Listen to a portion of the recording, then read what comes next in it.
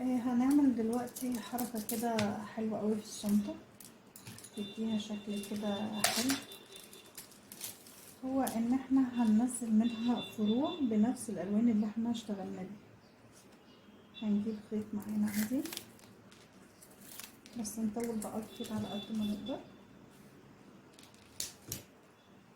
هثبت الخيط هنا من تحت، ان انا بعمل عقدتين حلوين كده،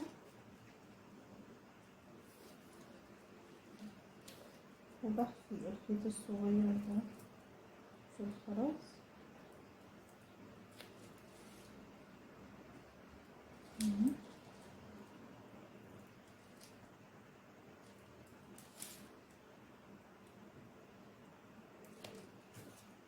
الزيادة معايا خيط طويل عشان انا هعمل فروع طويلة شوية. ادخل هنا في خرزتين او خرزة واحدة، اي حاجة انا عايزة اثبت الخيط اكتر من مرة عشان ده هيبقى الاساس اللي انا همشي عليه.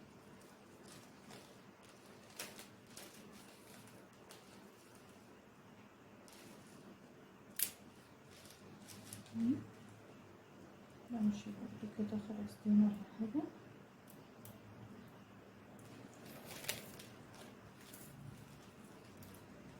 واعمل برضو عقدتين كده ولا حاجة في الخرزة هنا، ده كله علشان اثبت الخيط قبل ما اشتغل فيه.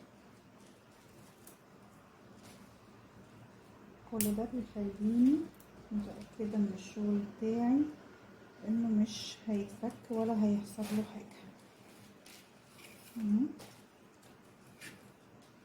دي كده اخر عقدة، راحتنا بس عشان الخيط ما يعملش عقدة في النص كده.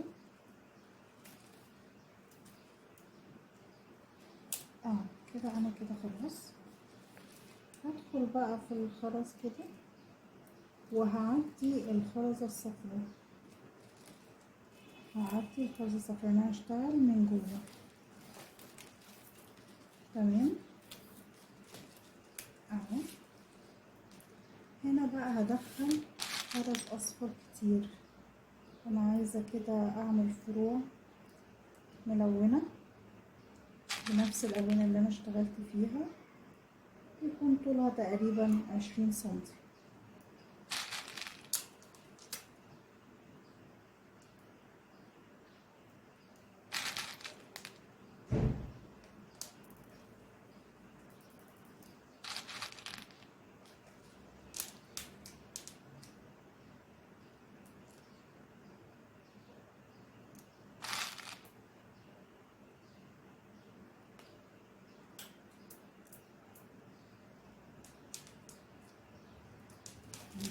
هفضل ادخل كتير لحد ما اعملها تقريبا 20 سنتي.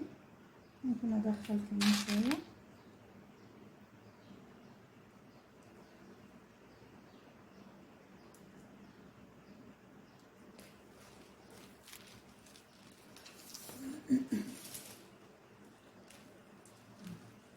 كده انا عملتها تقريبا 20 سنتي، يمكن اكتر كمان شوية. اللي انا بعمله ده هكرره مع كل الالوان دي كلها. فانا هنا اشتغلت خلصت، باجي عند اخر واحدة انا دخلتها بعديها خالص، وارجع بالخيط تاني في نفس السطر ده كله اهو. هعدي بس الخيط في نفس الخرز ده كده كله.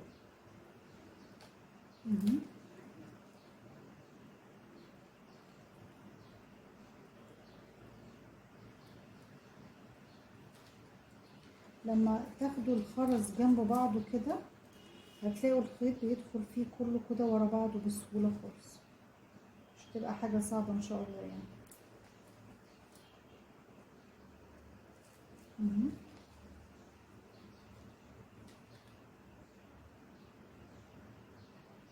عرفتوا ليه بقى انا قطع خيط طويل شوية المرة دي؟ علشان الحركة دي كده. تمام اهو. واشد الخيط بتاعي كله لحد ما ادخل اهو.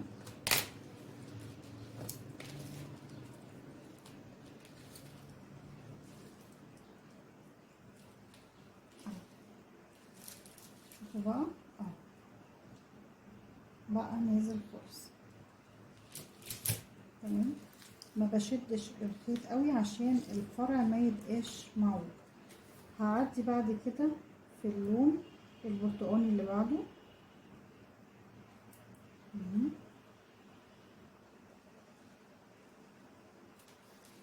هحاول اعديه بين البرتقاني والاحمر، انا مش هدخله في الاحمر، انا بس هعديه في البرتقاني بس اهو. كل الخيط هعديه برضه براحتنا خالص اهو.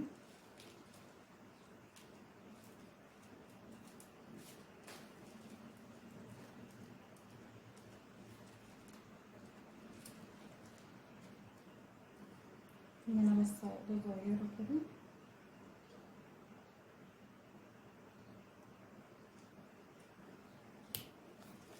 اهو كده اهو. انا خلصت الفرع الاصفر وعديت من البرتقاني، انا بين البرتقاني والاحمر برضو هنا هدخل برتقاني هيكون بنفس طول الاصفر.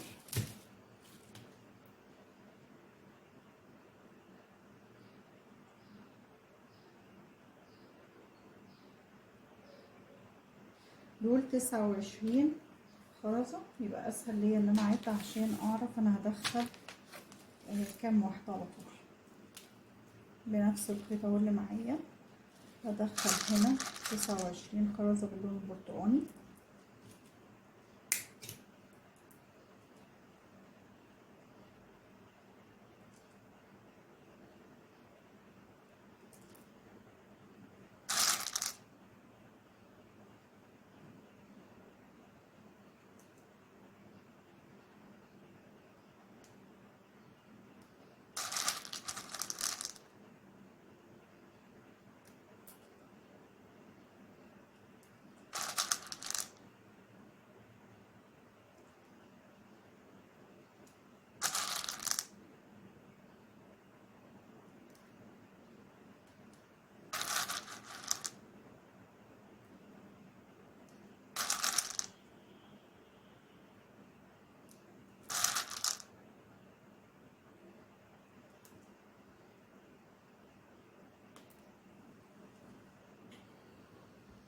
هنا كده اهو دخلت الخرز كله ال29 خرزة قد في الاول بالظبط، قد بتاع اللون البرتقاني الاصفر اللي انا دخلته. هعدي اول خرزة هنا كده، اخر خرزة انا دخلتها دي بعديها وبدخل في الصف بتاع البرتقاني ده كله اهو، هدخل فيه كله.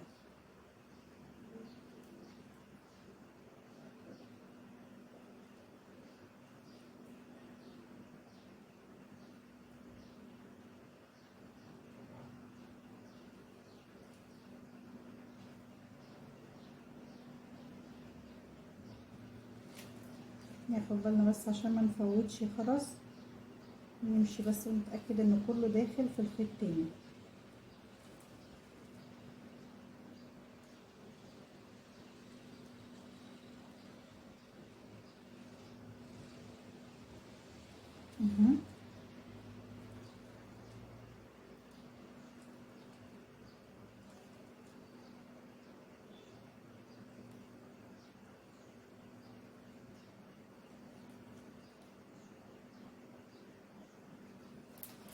واشد الخيط برضو كله كده لحد ما ادخل السطر كله يبقى جنب بعضه كده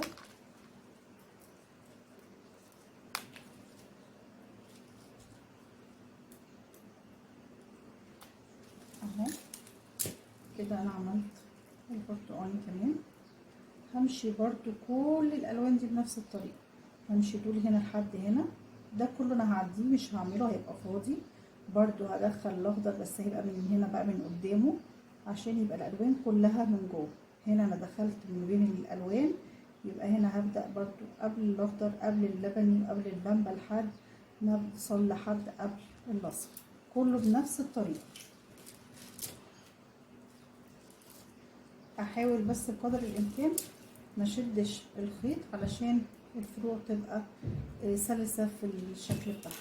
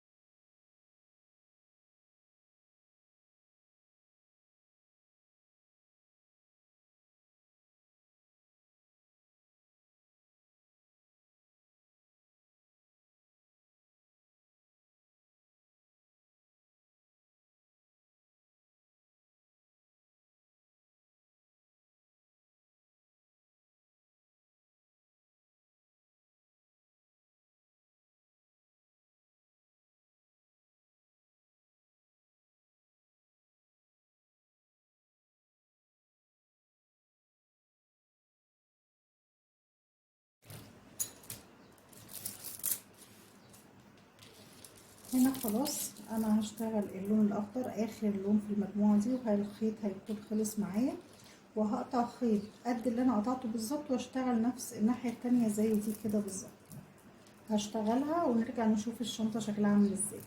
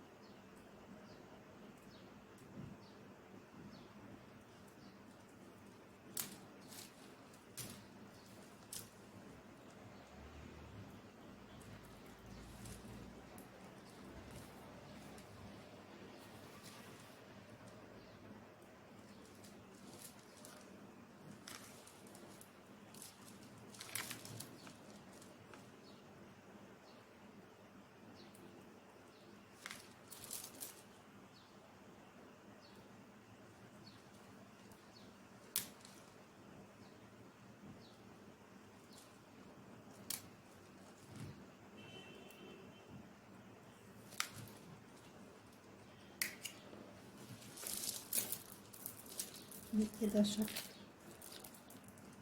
الشنطة، ده شكل الشنطة بعد ما خلصنا النص الاول اللي هنا. هكرر نفس الشغل اللي انا عملته ده الجزء التاني برضو، هخلصه وارجع لكم تاني.